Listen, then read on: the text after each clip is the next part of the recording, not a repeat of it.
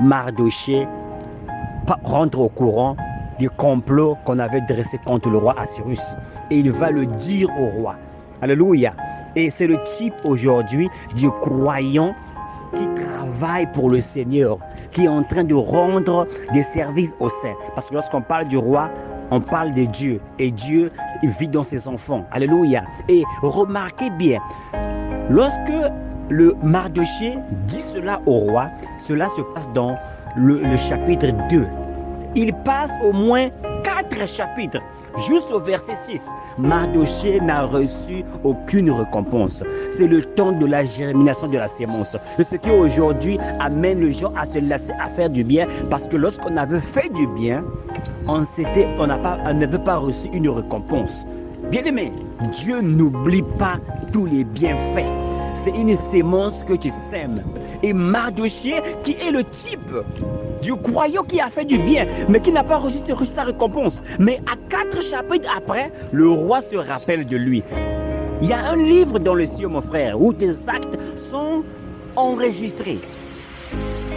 Il y a un livre, il y a une chambre d'archives dans les cieux, comme cela fut dans le royaume du roi Assyrus, où les bienfaits étaient enregistrés. Aujourd'hui, Dieu peut-être pas se souvenir de toi aujourd'hui. Pour tout ce que tu as fait bientôt il y a 5 ans, Dieu se souviendra de toi. Il faudrait que quelqu'un ce matin puisse être encouragé que le roi Assyrus, comme il s'est souvenu de Mardochée pour avoir sauvé la vie du roi Assyrus, aujourd'hui, comme le croyant est en train de sauver la vie d'autres croyants, parce que Dieu vit dans le cœur de ces croyants-là. On dirait de moi, tu es en train de sauver le royaume des cieux. Dieu se souviendra de toi. Tous ces actes que tu es en train de poser sont écrits dans ce livre-là. Mon frère, ne te lasse pas de faire du bien. Au moment opportun, comme Mardochée a reçu sa récompense, il a régné avec le roi. Un jour, bien-aimé, nous régnerons avec Christ. C'est cette écriture aussi de Exode chapitre 2 et Exode chapitre 6 reflète aussi le croyant aujourd'hui qui prend possession pour la parole.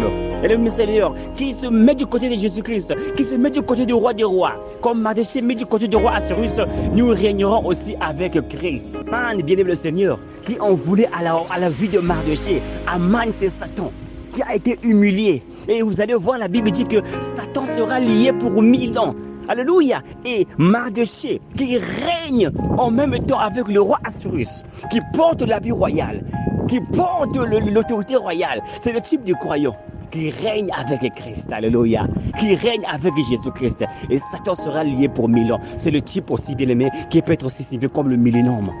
Mardochée pensait que le roi Assyrus n'avait pas tenu compte de ce qu'il avait fait de bien. Il avait sauvé le royaume parce que si le roi Assyrus était tué, le royaume devait être disloqué. Le royaume devait être détruit parce que la royauté, c'est le roi, Christ. Aujourd'hui, toi, tu témoignes la parole de Dieu. Tu prêches la parole de Dieu. Tu évangélises. Tu es en train de protéger les intérêts du royaume.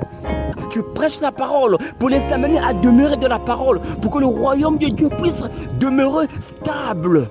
Les complots contre le roi Assyrus, ce que le diable fait. Jean chapitre 10 à partir du verset 10. L'ennemi vient pour tuer, voler et détruire. C'est deux uniques. C'est le Satan et son royaume, bien le Seigneur, qui vient pour détruire le royaume de Christ par les péchés qu'il amène les enfants de Dieu à commettre. Mais nous, en tant que Mardochée, nous prêchons la parole, nous évangélisons, nous témoignons.